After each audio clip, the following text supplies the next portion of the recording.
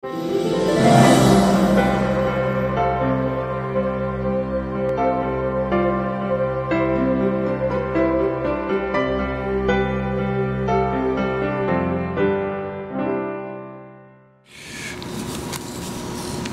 esta sesión, el tema será la investigación en medicina, estrategias para su aprendizaje, y el ponente invitado de la noche es un gran amigo, el doctor Héctor Cobos Aguilar. Me voy a permitir leer un breve currículum que nos hizo llegar. El doctor Cobos Aguilar es pediatra, es máster en ciencias y máster en educación. Es doctor en educación, profesor emérito, profesor en el Departamento de Ciencias Básicas de UDEM, en la Vicerrectoría de Ciencias de la Salud, actualmente y felizmente jubilado. Profesor de maestría y doctorado en Ciencias Médicas de la Universidad Juárez de Durango, en seminarios de tesis y proyectos de investigación. Revisor y miembro del Comité Editorial de la Revista de Investigación Educativa de la UNAM. Autor y coautor de más de 40 trabajos de investigación educativa, lectura crítica, aptitud clínica, alumnos tutores y también pediátrica. Jubilado del IMSS, fungió como profesor adjunto de la Residencia de Pediatría en Hospital General de Zona número 6, jefe de educación en varios hospitales generales de zona y coordinador de educación en la Delegación Nuevo León. Fungió como director del Centro de Investigación y Formación Docente en Monterrey. Laboró como jefe de División de Innovación Educativa en el Instituto Mexicano del Seguro Social, Centro Médico Nacional, siglo XXI. Le damos la más cordial bienvenida y le pido al doctor Héctor Cobos que pase por favor para que nos inicie su charla.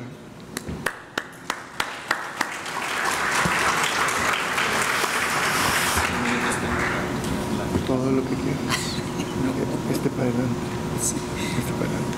Más o menos para poder agarrar la mitad. 45 minutos, ¿está bien? ¿Sí? Buenas noches a todos los compañeros que aquí veo, amigos. Estoy poniendo la alarma porque no me gusta que nos pasemos de tiempo.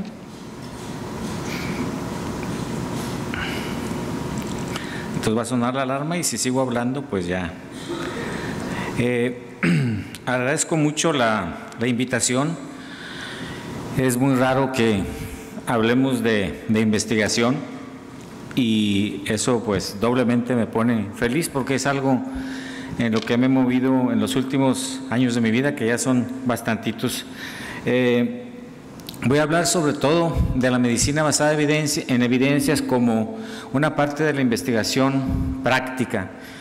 Voy a tratar de ser también muy conciso porque sé que tenemos que cenar al rato. Bueno, la investigación es parte de la filosofía y lo menciono porque a veces se nos olvida y está conectado con la educación, con la ética y obviamente con otros elementos propios de la filosofía. Como es una actividad netamente social, igual que la educación y la medicina, tiene muchos componentes que ustedes pueden ver a la izquierda, pero sobre todo a la derecha tenemos ahí algunas actividades que se desarrollan junto con la ciencia. La principal es la difusión, la mejoría de la colectividad y obviamente todo dentro de un marco ético y moral muy importante. Algunos cambios científicos se dieron precisamente por el desarrollo de la ciencia.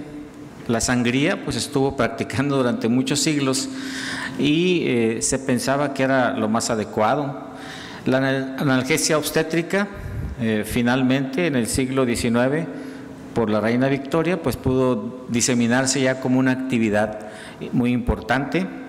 El uso de la penicilina y obviamente algunos elementos de investigación más reciente como el descubrimiento de la insulina, entre otras cosas.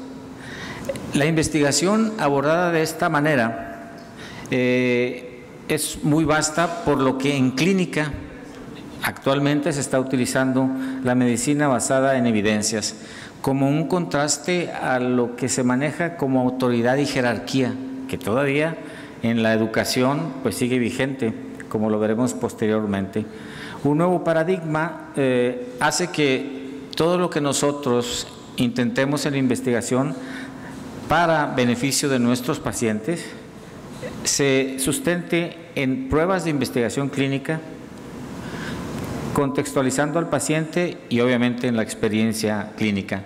Por lo tanto, la medicina basada en evidencias es esta integración juiciosa y explícita de las mejores evidencias disponibles de la investigación con la experiencia clínica y los valores y realidades del paciente para tomar decisiones.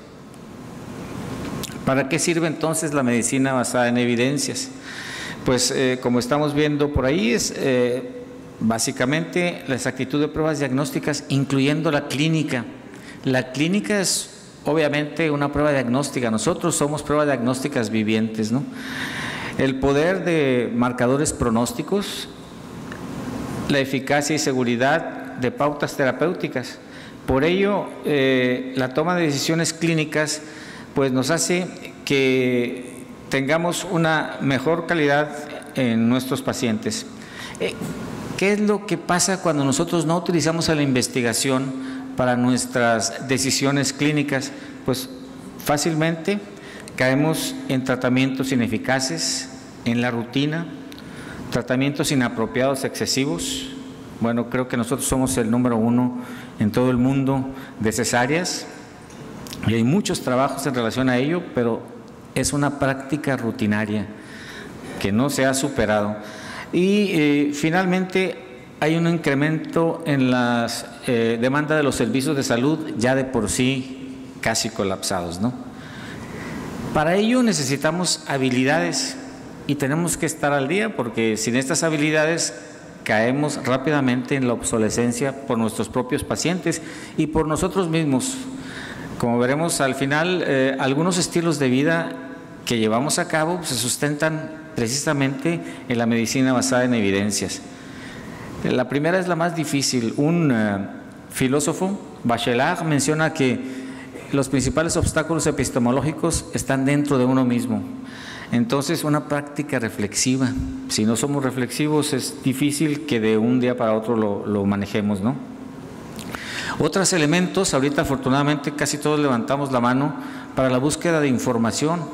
Esto es algo primordial en la medicina basada en evidencias y va relacionado con utilizar el análisis crítico de la literatura, es decir, tener un conocimiento de investigación que no es difícil, ni se necesita una maestría ni un doctorado para este aspecto. Con ello se pueden tomar las decisiones clínicas con herramientas adecuadas y concluir qué es lo mejor para trabajar. Eso nada más para que veamos. Todos ustedes seguramente manejan los recursos electrónicos básicos para la investigación o para la medicina basada en evidencias. PubMed, gratuito. Conrecit, para todos los que estamos en una institución pública generalmente. Las privadas también pueden tenerlo. Las bases de datos son gratuitas. Esto lo tenemos que manejar con nuestros alumnos.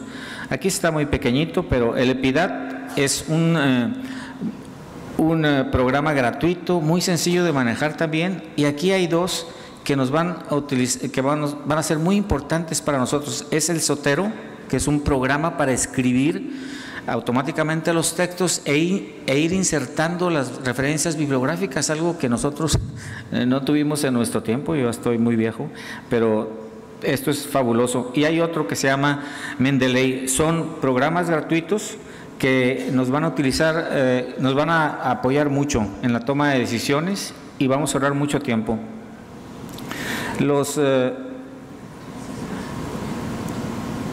Las bases de datos que vamos a utilizar tenemos que ir cambiando también, ya no vamos a estar viendo nada más un artículo. Actualmente la biblioteca Cochrane lo que hace son metaanálisis, que ahorita veremos brevemente, ustedes ya seguramente saben, y con eso normamos una conducta mundial de muchos trabajos que se realicen.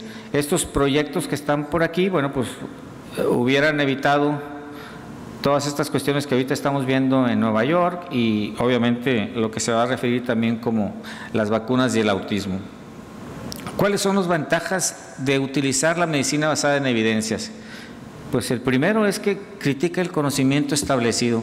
¿Por qué estamos haciendo lo que estamos haciendo? ¿Y lo estamos haciendo correctamente o es solamente rutina? Propicia la práctica médica reflexiva. Yo recuerdo todavía con horror en el Hospital 6 cuando se hacían las exsanguíneotransfusiones, creo que se siguen haciendo, siempre decía, bueno, debe haber algunas otras cosas, ¿no?, por ahí. Todo esto pues se sigue manejando. La información científica de la promocional, pues obviamente no podemos caer en un juego comercial. Permite un sistema propio de educación médica continua. Podemos estarnos refiriendo a todos los adelantos, pero tamizándolos a través de la crítica y de la investigación. Podemos utilizar mejor los recursos que ya son muy limitados. Hay evidencias de alta calidad y vinculan estos tres aspectos que son los que yo quisiera subrayar. Estos son 6 artículos que pude revisar en estos días y en ello pues vemos cómo las mujeres tienen mayor preponderancia y este hombre muy digno se para de una conferencia porque solamente están hablando hombres y no hay una proporción adecuada de mujeres. Caminar con un perro se ha visto que va a prolongar la vida de todos nosotros. Los metaanálisis nos ayudan para mejorar nuestros estilos de vida. La metformina sirve para verse más joven, pero también tiene ciertos problemas en los no diabéticos. Ya para los que estamos en la tercera edad, pues es muy importante tener todos estos datos, ¿no? Las nueces, que son baratas para su consumo, desde hace muchos años por los metaanálisis se sabe que tienen una incidencia muy adecuada en el desarrollo neonatal e incluso para mejorar o disminuir la incidencia de Alzheimer. ¿Cuáles son los obstáculos para llevar a cabo la medicina basada en evidencias? Pues el primero es el desconocimiento. Si pensamos que esto solamente se realiza por gente que tiene maestrías y doctorados, pues podemos ir cambiando este aspecto. Sin embargo, es preocupante, ahorita vamos a ver, hay una inclusión muy escasa en los programas de pregrado y de posgrado. La investigación solamente se maneja en una forma discursiva, pero cuando ya se hace investigación, se hace de una calidad inadecuada. No tenemos información en epidemiología clínica y bioestadística. Pensamos que es difícil, es muy sencillo. Ahorita les voy a decir en las estrategias que hemos manejado. Hay una resistencia o miedo al cambio. Y bueno, ¿qué podemos decir de todos los problemas de la atención médica? Esta es una pirámide que nos muestra el valor de los trabajos de investigación que se publican. Obviamente tenemos que saber investigación, no a un nivel de maestría o doctorado, pero la opinión, que es la que ejercemos en la mayoría de los casos en la atención médica rutinaria, pues es la más baja en calidad de evidencia. Los reportes de casos seriados pues también nos dan alguna idea de que algo está pasando en algún entorno. La serie de casos va subiendo un poquito, pero todavía no tiene ese elemento de tamizaje importante para tomar decisiones. Con los casos y controles, que son diseños que se llaman analíticos, entre otros, siguiendo de cohortes, el ensayo clínico aleatorizado y los metaanálisis se encuentran en lo más alto de la pirámide. Es decir, para que nosotros podamos tomar decisiones, estos son los trabajos más adecuados que debemos revisar. Muchos de nosotros pues estamos por aquí cuando hacemos investigación, entonces esa es una gran diferencia con otros centros hospitalarios y con otros países. Les presento aquí la experiencia de los últimos 10 años en el Colegio de Pediatría. ¿Cuáles son los trabajos de investigación que se presentan en el colegio o que se han presentado en los últimos años? En el verde se encuentran los descriptivos, aquellos que tienen menor evidencia científica. Así estamos desde hace 10 años, este es el de 2009, y vean cómo está aumentando el número de trabajos solamente descriptivos. Aquí, bueno, una llamada de atención comenzando por todos los que somos profesores, porque algo no estamos haciendo adecuadamente en 10 años. En rojo se encuentran los trabajos que se llaman analíticos, casos y controles, pruebas diagnósticas y hasta ahí. Solamente tenemos muy pocos datos experimentales, de ensayos experimentales, y tenemos aproximadamente 500 alumnos pediatras que han salido de las instituciones formadoras. Algo no está funcionando adecuadamente teniendo todos estos elementos. El metaanálisis entonces es el que se encuentra en la cúspide en la toma de decisiones de la evidencia médica. Estos metaanálisis se realizan por muchos investigadores, grupos de expertos en todo el mundo, evalúan muchas cosas y sobre todo combinan cuantitativamente los resultados y son los que nos permiten tomar decisiones importantes a nivel mundial, a nivel local. Obviamente tenemos que poner el contexto local para tomar decisiones. No vamos a leer un artículo y a la primera tratar de ponerlo en nuestro hospital o con los pacientes o nuestro entorno. Esto se ve mucha información, pero tengo aquí ya señalado con letras rojas. Por ejemplo, este es el metaanálisis que publican desde 2014, esto salió en el 2016, sobre la importancia de la vacuna de la influenza para disminuirla, ¿no? Sobre todo en la tercera edad, que es lo que ya me preocupa a mí mucho. Vemos métodos muy importantes. Todos estos son ensayos clínicos aleatorizados en todos estos países, ¿sí? Imagínense la fuerza que tiene la investigación, ¿sí? Los autores son evaluados éticamente, si se critican, y aquí hay referencias que se incluyen de esos 36 trabajos, y desafortunadamente hay trabajos que no cumplen todos los requisitos de calidad. Un metaanálisis desecha los trabajos inadecuados. Este lo hicieron en México, pero no fue suficiente para que fuese incluido en un estudio de metaanálisis, por eso el rigor. Y la interpretación de los metaanálisis pues no es tan difícil.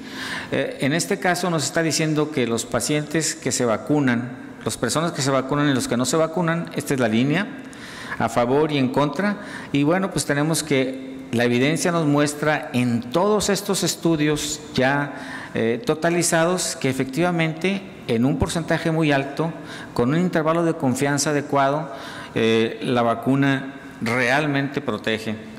Obviamente estamos viviendo una actividad muy compleja en la que algunos filósofos refieren que estamos viviendo una nueva edad media, a pesar de tener todos estos avances en la investigación, porque existen los grupos de no vacunas, existen otros grupos que no creen no consideran la evolución como un aspecto real en la historia, etcétera, ¿no? Obviamente que las conclusiones de los autores pues nos dicen, en base a toda esta evidencia, que efectivamente es muy importante vacunarse para no enfermarse. También nos enseñan en la investigación a que los trabajos aislados ya no son los más adecuados. Siempre debe haber muchos personajes colaborando localmente. Los trabajos que se hacen por una sola persona pues no deben ser los más adecuados, ¿no? Debemos de trabajar con varios niveles, aquellos que se encuentran muy avanzados, con estudiantes, con médicos internos, con pasantes, con residentes, etcétera. Desafortunadamente, como habíamos visto, la ciencia se encuentra socialmente inmersa en muchos intereses. Este hombre tan agradable que se ve aquí, pues a lo mejor no lo reconocen aquí, pero es uno de los mayores mentirosos en la ciencia actualmente. Estuvo trabajando en la Universidad de Karolinska y mintió sobre resultados de células madre en la tráquea, ponía tráqueas de plástico y bueno, falseó todos los datos y dijo que las células madre estaban funcionando muy bien. Hay mucho fraude también en las redes, en toda esta información, pero debemos estar muy pendientes también de las mejores prácticas, tanto para los que hacemos investigación, leemos investigación y obviamente una práctica clínica, pues también manejada con la ética. ¿Qué pasa con la medicina basada en evidencias en el entorno en el que nos movemos? Este es un artículo argentino, porque no encontré uno mexicano, pero pues son los mismos problemas que tenemos y que tienen los alumnos, ¿no? Aquí se encuentran en las letras rojas aquellos problemas que tienen los alumnos y que lo que denotan es, en educación médica, todavía una educación casi esclavista. Ustedes pues lo corroboran en forma muy frecuente, y la jerarquía y la autoridad pues tampoco ya es lo más adecuado. Si nosotros tuvimos sistemas de residencias muy duros, los alumnos no tienen por qué tener un sistema de residencias tan fuerte como el nuestro. También hay educación basada en evidencias. El idioma es un problema que tenemos que superar.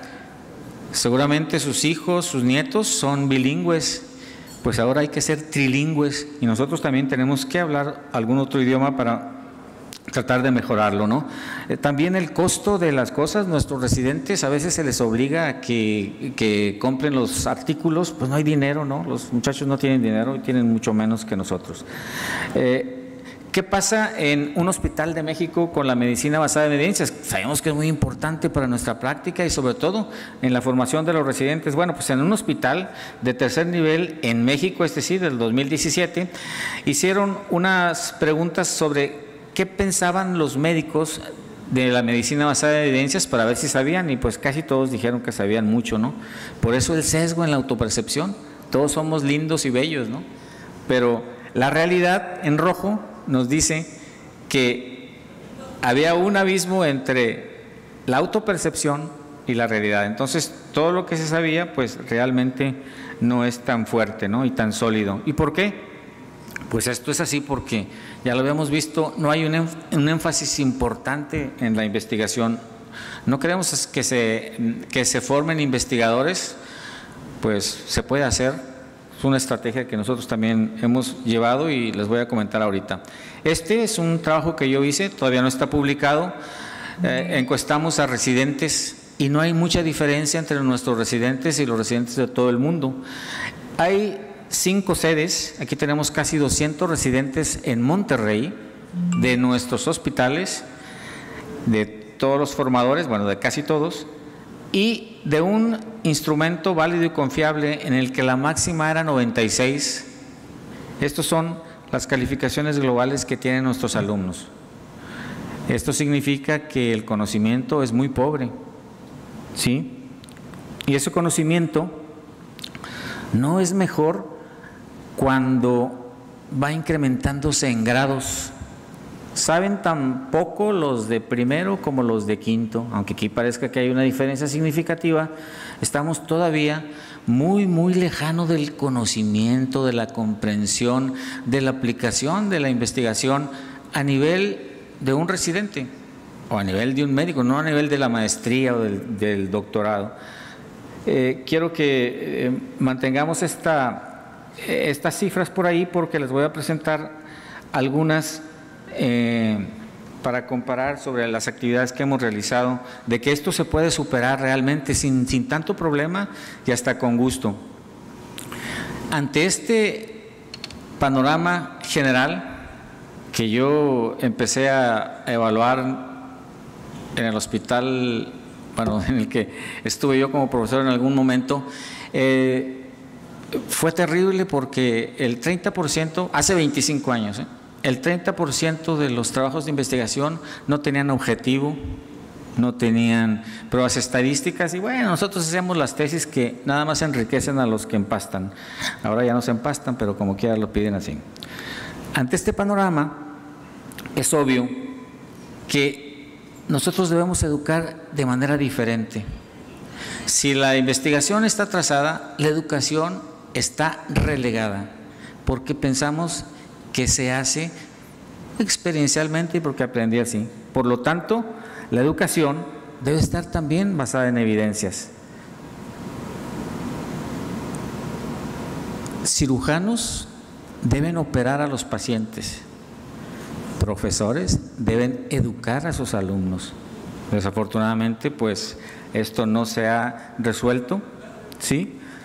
Y bueno, lo que dice este autor, pues es muy relevante. ¿Qué es lo que pasa en la educación? Esto es lo prevalente, una enseñanza basada en opiniones. Queremos que se maneje como una enseñanza basada en evidencias. Obviamente, transitar de la izquierda a la derecha, pues nos ha costado mucho y nos va a seguir costando. Pero pues los costos son mayores. Yo hice guardias AD porque así se acostumbraba. Obviamente, ahorita estoy propugnando porque las guardias sean A, B, C, D, E. Muy bien. Cuando pude cambiar algunas cosas, las cambié, ¿eh? No soy nada más como teórico. ¿Cuáles son los niveles de evidencia en investigación educativa? A la vez que vimos lo de epidemiología. Bueno, en estos no hay evidencias, son los juicios profesionales, en principios educativos, en estudios de casos. Casi nos movemos en estos elementos para tomar decisiones educativas importantes. Luego hay consensos sustentados, estudios comparativos, experimentales no experimentales bien diseñados, y estos son los más importantes. En investigación educativa aún seguimos o estamos más atrasados que en la investigación clínica, imagínense. Estas son algunas preguntas que se hacen también para evaluar la evidencia y que ustedes pues ahí las pueden ver, ¿no? Hay algunas diferencias entre la medicina basada en evidencias y la educación basada en evidencias. Estas 4 que están aquí a mí me parecen las más preocupantes porque pues nos están dibujando las condiciones en las que se encuentran estas relaciones entre los profesores y alumnos. Ahora estamos hablando de la educación. Antes, en un momento, hablábamos de la investigación y bueno, vemos que esto se va complicando y bueno, pues algo debemos de hacer, aunque pienso que lo que estamos haciendo aún es insuficiente por los datos y los resultados que estamos viendo. No es un problema nacional, es un problema mundial, porque estos sistemas no están evolucionando tan rápidamente. Esta es una encuesta que se hizo en Europa, parece, por aquí tengo el dato, y hacen una encuesta para ver pues qué piensan los alumnos de la investigación, ¿no? Y bueno, pues aquí manejan redes sociales, pero no se encuentran totalmente adecuados para manejar. Aquí están los valores mínimos, aunque este es el máximo, todos tienen 10, pero hay muchos alumnos que contestan de esta manera en la mínima. No pueden manejar información, no pueden hacer lectura crítica y se les dificulta, bueno, hasta a mí, ¿no?, el manejar el EBSCO, que es un sistema para recuperar información electrónica. Esto se ve así como muy espantoso, pero nada más para decir que en investigación educativa también existen niveles para ir viendo las características de los trabajos de investigación educativa. Afortunadamente, existen, así como el Cochrane en epidemiología, existe la BEME, que son las prácticas mejores de educación médica, y hay muchas guías, como las guías prácticas, y esas guías sirven, en este caso, para ver la efectividad de las actividades docentes, algo que no estamos acostumbrados a medir en este sistema jerárquico y autoritario de ejercer la educación médica. ¿Qué podríamos hacer? Esto es el currículum, no lo vamos a ver todo, pero son varios colores para referirnos que el currículum se encuentra en el aula, pero en una concepción tradicional, pero las actividades de enseñanza y aprendizaje se realizan y permean en ambientes culturales, en la política, en la economía y en lo que se llama en educación el currículum oculto. El currículum oculto es aquello que todos sabemos que se hace, pero que no se dice que se hace, porque eso no está en los estatutos. Hay 3 modelos curriculares en medicina que se encuentran en todo el mundo. Casi todos los que estamos aquí vivimos por objetivos, con cartas descriptivas totalmente detalladas, que, bueno, pues sirvieron para regular nada más la educación, que posteriormente en los 90 se fue tornando o virando hacia las competencias, que fue o es solamente una magnificación de los objetivos, pero con otro nombre. Actualmente se trata de manejar una educación más sustentada en habilidades generales para poder resolver problemas actuales y de la experiencia. Esto que está aquí es una visita de las que hacía yo semestralmente en el 15. Estos son los hospitales donde se encontraban los alumnos, los internos de pregrado, y vemos que lo que se evalúa siempre son los exámenes escritos. Con esto, obviamente, se tiene bien controlado al alumno en un sistema jerárquico, y las actitudes. Con esto te reprueban ahí, si les cae mal al profesor, etcétera. Pero esas actividades, que son actividades mostradas por la evidencia educativa, pues muestran que elaborar protocolos o ensayos es lo más adecuado.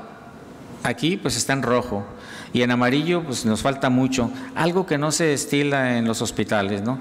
Hay algunas otras cosas, como la evaluación por pares, pues tampoco. En un sistema jerárquico, ¿cómo van a estarse evaluando los pares? Y el que evalúa es el de arriba. Entonces, pues tenemos que hacer mucho. Y después de que tuvimos este resultado, hicimos algunas intervenciones y mejoró algo, ¿no?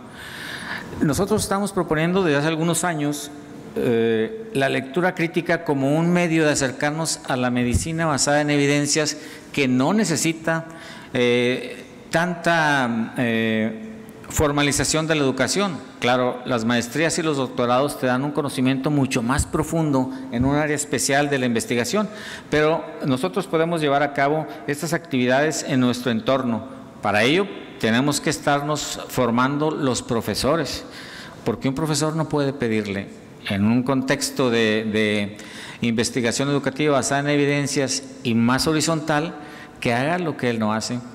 Un profesor, en algunos casos, exige a los alumnos que envíen a publicar trabajos para graduarse, y el profesor no publica. Entonces, bueno, es algo muy extraño. La lectura crítica, entonces, es una capacidad del lector que va desarrollando para criticar un artículo publicado. Obviamente tiene que saber metodología, etcétera, etcétera, etcétera. Tiene varios componentes en los que interpreta lo que está ahí. Bueno, este diseño, ¿es un diseño de casos y controles o es una encuesta comparativa? Por ejemplo, enjuicia. Oye, utilizaron la G cuadrada, ¿no hubiese sido mejor utilizar otra prueba? Y propone, bueno, mira, yo pienso que debes hacer un estudio de casos y controles y no una encuesta descriptiva, por ejemplo. Llevamos a cabo estas actividades desde 1995. Poco a poco fuimos manejando algunas alternativas para tratar de superar esto. Todos están publicados, porque obviamente uno tiene que publicar sus experiencias, es muy importante para que sean criticadas y obviamente para que sean superadas si es posible. Y poco a poco fuimos cambiando un poco para que los alumnos también fueran partícipes de una visión diferente, que los alumnos también pudieran enseñar a sus propios compañeros, algo que hemos desarrollado ya en los últimos años. ¿Cuáles son las fases para implementar un programa de investigación desde el inicio a la difusión y envío a publicación? Esto yo lo he hecho, es lo que estoy haciendo, por eso lo estoy mostrando. Acabo de terminar un semestre en la escuela, en el segundo, con los alumnos del segundo semestre de medicina, y todos ellos, mis alumnos con los que comenzamos en enero, transitaron estas 4 fases, es decir, es posible, y en esos niveles, ¿no? Entonces, la primera es inicio del curso de lectura crítica. Puede ser 18 semanas, yo lo tuve menos tiempo, y bueno, aquí podemos manejar esos aspectos para que los alumnos conozcan los diseños, conozcan las fortalezas y debilidades de cada uno de los diseños y que se puedan aplicar. Tenemos que enseñarlos, obviamente es el grupo que tengo más pequeño, es decir, de segundo año de medicina, a que elaboren proyectos de investigación, pero no solamente que los elaboren, no estamos jugando, estamos trabajando en serio. Esos muchachos y muchachitas elaboraron su proyecto de investigación y lo enviaron al comité local de investigación de la universidad, donde fue aceptado por el comité. Es decir, tienen que ir sabiendo ya que estas etapas se deben hacer, deben seguir normas éticas, normas de autoría, búsqueda bibliográfica, citaciones, etcétera. La tercera etapa fue el desarrollo del proyecto. Fue la más dura para ellos porque se dieron cuenta de los sesgos de las encuestas. Hoy ahí están los alumnos, hicieron un estudio sobre deshonestidad académica. Ningún alumno contestó porque pensaban que iban a utilizar sus datos. Quisimos utilizarlo en forma electrónica, tuvimos que decir que no teníamos ninguna relación con la dirección de la escuela. Imagínense, ¿no? El sistema tan liberal en el que estamos viviendo. Y finalmente, la fase 4 fue la más divertida para ellos y para mí también, que fue la difusión, terminar el trabajo como si fuera a publicarse para foros y publicación. Ahorita mis alumnos de segundo semestre ya enviaron sus trabajos al Politécnico, ojalá se los acepten, yo creo que sí, y están preparándose para mandarlos a otros foros nacionales. Y obviamente ya está listo para la publicación. ¿Cuál es el desarrollo de las habilidades en estas 4 fases? Todavía tengo tiempo. Me voy a acercar porque esta sí no veo aquí.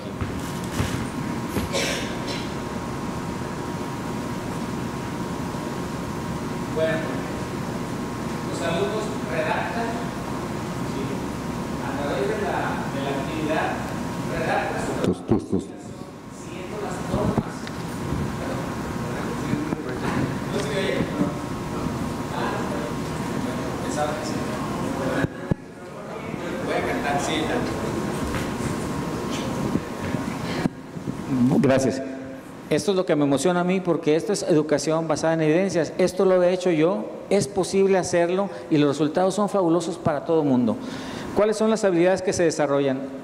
Redacción de acuerdo al CIERM. Desde que están haciendo sus tareas, se les pide a los alumnos que hagan todo relacionado con el CIERM. Es el Comité Internacional de Editores de Revistas Médicas.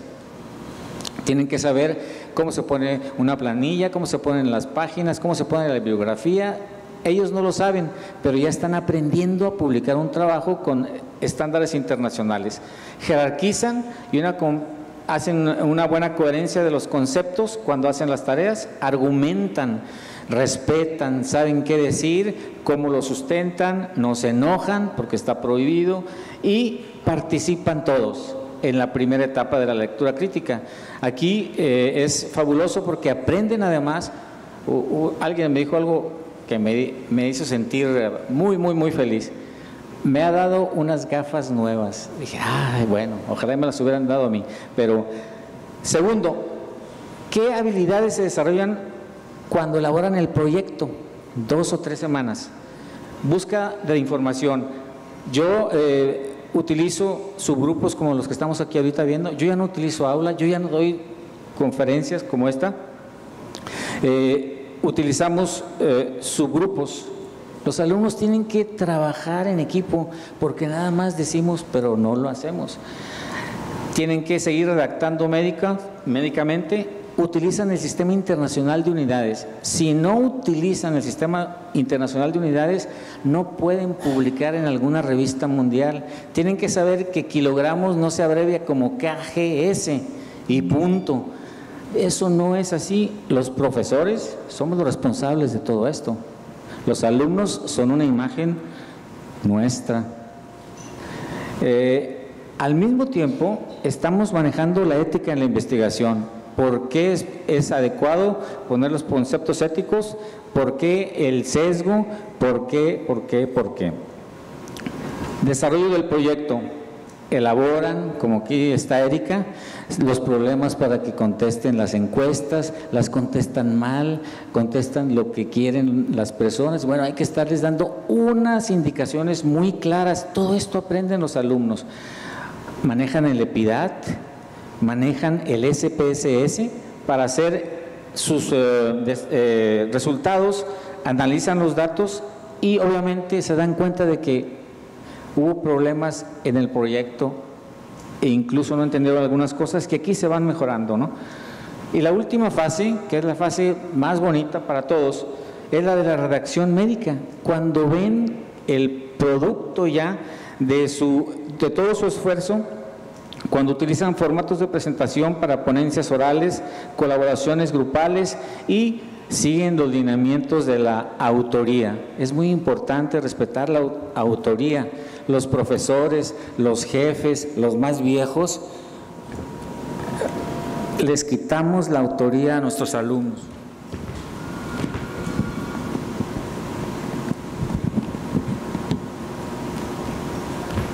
Eso es también lo que aprenden.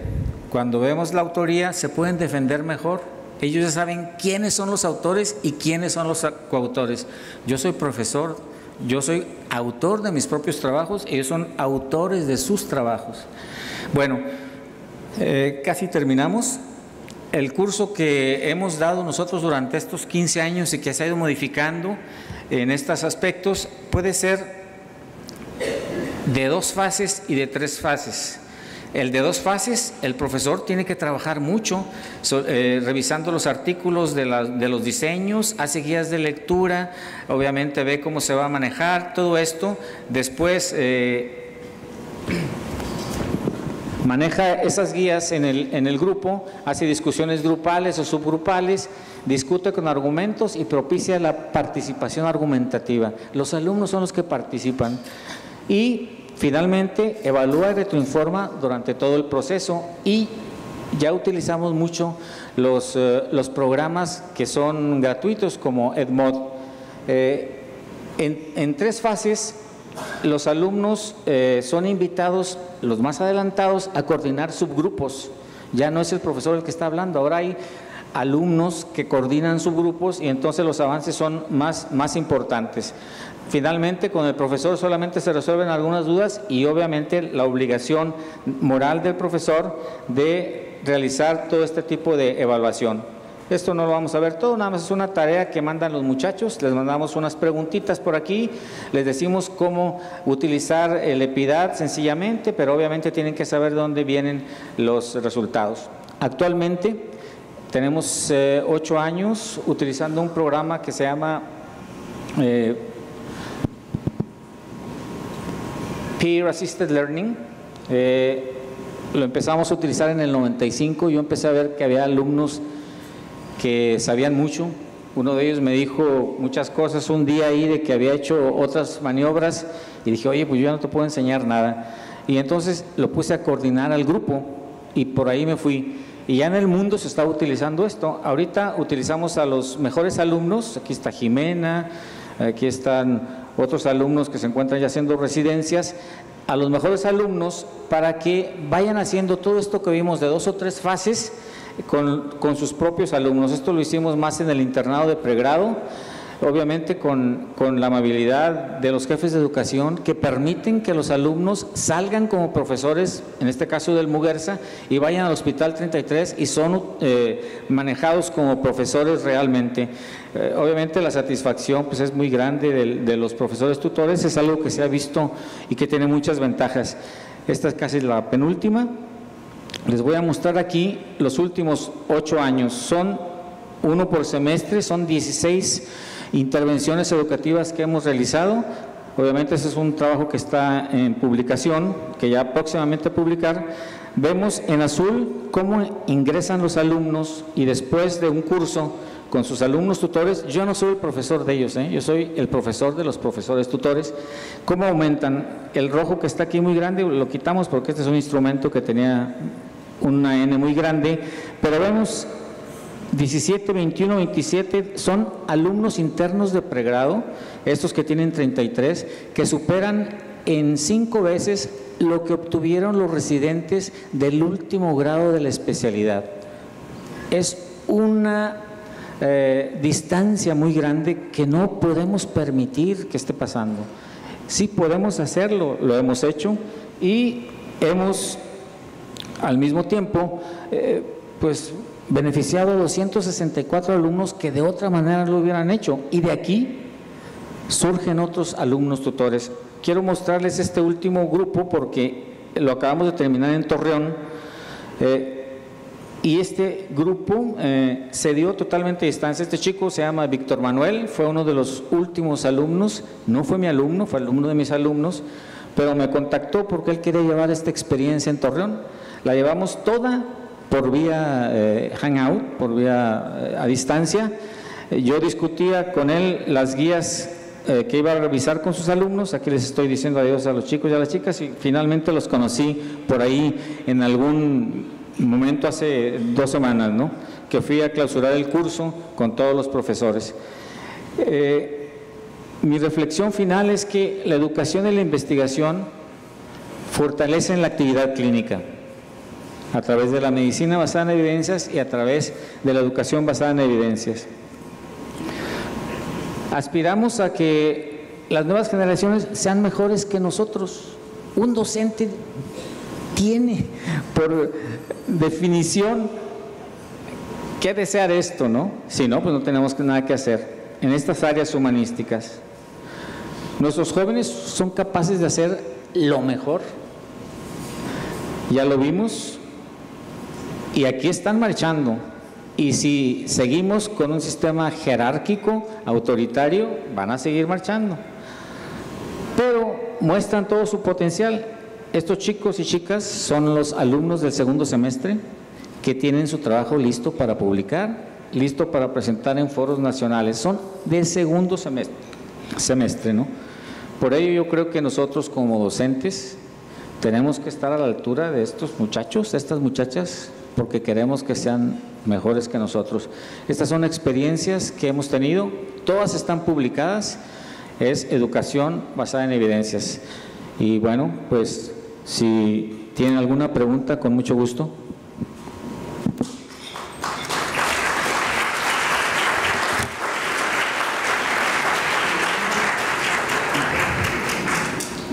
Buenas noches, doctor. Sí. Tenemos por aquí un par de preguntas de los colegas que nos siguen por internet. Ah, claro. El doctor Juan Héctor Meléndez pregunta: ¿a qué se debe que algunos metaanálisis o revisiones sistémicas sean retiradas y cuáles son sus consecuencias? No entendí. ¿Que sean retiradas? Así es. Bueno, no entendí la pregunta, pero las revisiones sistemáticas, ¿no?, son un paso anterior a los metaanálisis y son las más depuradas para tomar decisiones colectivas, y como vimos por ahí en una diapositiva, son ensayos que se hacen en muchas partes del mundo, y esos ensayos tienen que tener un alto nivel de calidad, y esos ensayos se van juntando y se van juntando y se van juntando, y es como si fuera un gran ensayo. Entonces de ahí es donde surgen todos los lineamientos para nuevas modalidades en la educación, en la atención médica, etcétera. No entendí muy bien la pregunta, pero esa es la explicación de las revisiones sistémicas y del metaanálisis. Y también pregunta: ¿cuál es el índice de eficiencia terminal en los cursos PAL? ¿En los cursos qué? PAL. Ah, PAL, ok. Bueno, los cursos PAL que hemos estado manejando nosotros son grupos naturales, vamos a decirlo, fíjense el término que voy a utilizar, grupos cautivos, ¿no? Así se dice. En alguna análisis del discurso nos habla de la jerarquía y del autoritarismo. Los grupos PAL son grupos naturales, estos son grupos de interno de pregrado, todos tienen que tomar el curso. Así como los residentes no se pueden resistir, entonces son altos. La cuestión es que los cursos deben ser extracurriculares, pero con reconocimiento de la institución, para que sean totalmente exitosos, porque el profesor debe tener, el alumno tutor debe tener no dinero. En algunos lados, como en Alemania, se utiliza el dinero, sino debe tener un reconocimiento formal con una constancia. Pero lo que tienen es un reconocimiento muy grande de sus compañeros. Imagínense un alumno tutor, ¿no? Y bueno, ahorita ya estos últimos alumnos, quiero presumirles, es otra publicación por ahí que tengo, los últimos alumnos del segundo semestre están asesorando a residentes de cuarto año en todo lo que vimos de las habilidades que no tienen los de cuarto, pero los alumnos de segundo semestre están haciendo las revisiones bibliográficas, están poniendo la revisión, están haciendo análisis de los datos y obviamente están revisando la redacción médica. ¿Alguna otra pregunta? Por último, el doctor Héctor Garza Ramírez le manda un cordial saludo. Igualmente, viva el Mante. ¿Algún comentario? Sí, doctora.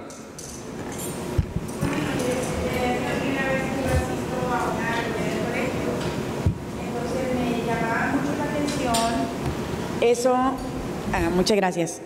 Eso que usted decía y que es muy cierto en la antigüedad, de que nuestros profesores preferían que nosotros tuviéramos a ellos como autoría y entonces nos quitaban a nosotros, los que realizábamos el estudio, como autores principales, ¿verdad? Entonces eso sucede y nos parecía como algo justo, pero me parece que es algo bueno que usted está renombrando en el actual devenir de las cosas.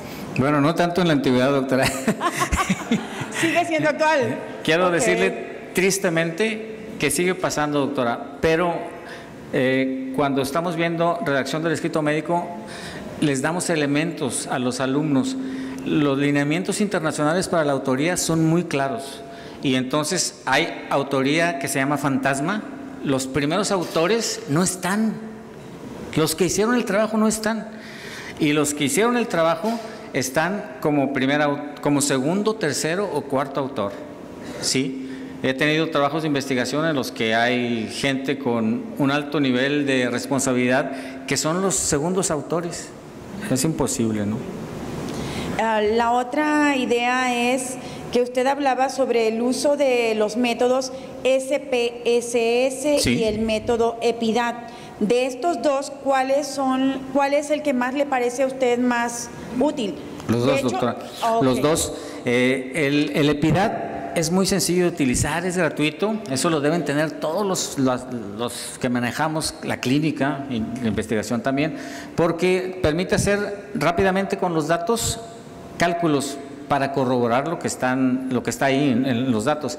Y el SPSS es un sistema que facilita mucho el análisis de los datos, es gratuito. Miren, le digo a mis alumnos, yo no trabajo por, yo no cobro por esto porque es mi pasión, y como Vygotsky tiene un sistema que es un educador ruso. El conocimiento es universal, el conocimiento es colectivo y es social. Entonces, a los alumnos los engañan y les cobran por hacer un análisis de SPS 20,000 pesos. Es un robo eso, ¿no? Cualquiera de nosotros que lo sepa usar les da los resultados. Son paquetes estadísticos que creo que los podemos utilizar. A lo mejor podemos hacer un curso, aquí hay mucha gente que los maneja. Hay que compartir el conocimiento porque es un crecimiento colectivo. Y el que les recomiendo, si es que no lo usan y sus alumnos no lo usan, tienen que usarlo, es el Zotero, que es escribir e ir insertando las bibliografías. Nos parece a nosotros que esto es algo tan sencillo, te ahorra días de trabajo. El Zotero y el Mendeley son programas gratuitos que todos debemos utilizar. Los niños de segundo año ya están hechos, ¿eh? Qué bueno, me da mucho gusto. Muchas gracias, doctor. Al contrario. Muchas gracias, muy amable. Bueno. Sí.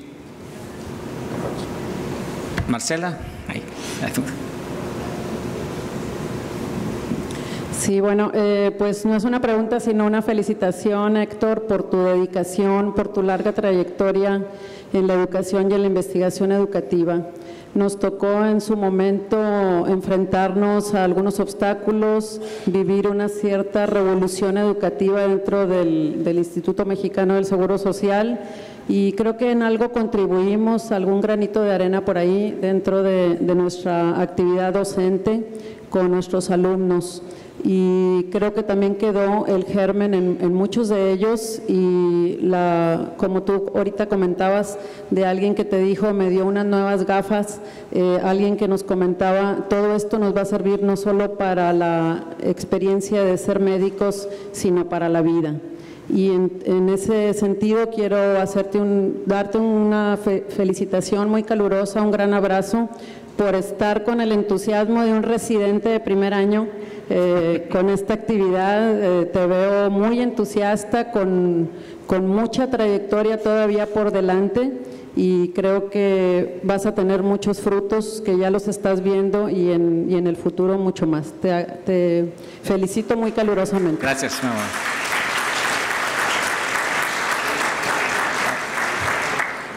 Bueno, doctor Cobos, pues, ¿qué le puedo decir? Todo lo que yo sé y que usted me compartió como conocimiento, lo sigo haciendo con los residentes de la UMAI 21. Actualmente estoy como tutor en línea. He aprendido mucho de usted, aplicado todo. Lo más importante que no se me olvida es lo que dijo ahorita.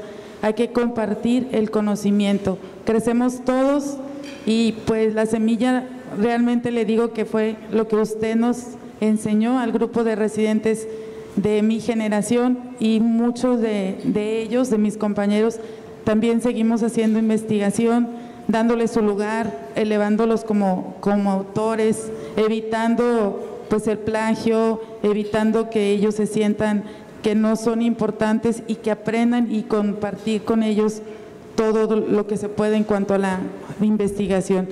Pues felicitarlo y agradecerle eternamente todo lo que sembró en cada uno de nosotros.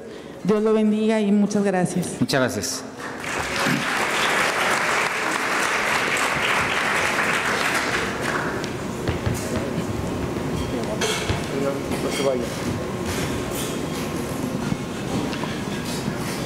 Pues de parte del Colegio de Pediatría de Nuevo León, yo les agradezco su asistencia. Muchos ya lo conocíamos, otros lo están conociendo en este momento.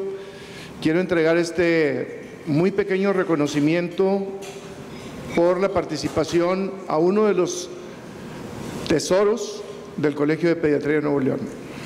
Gracias, secretario.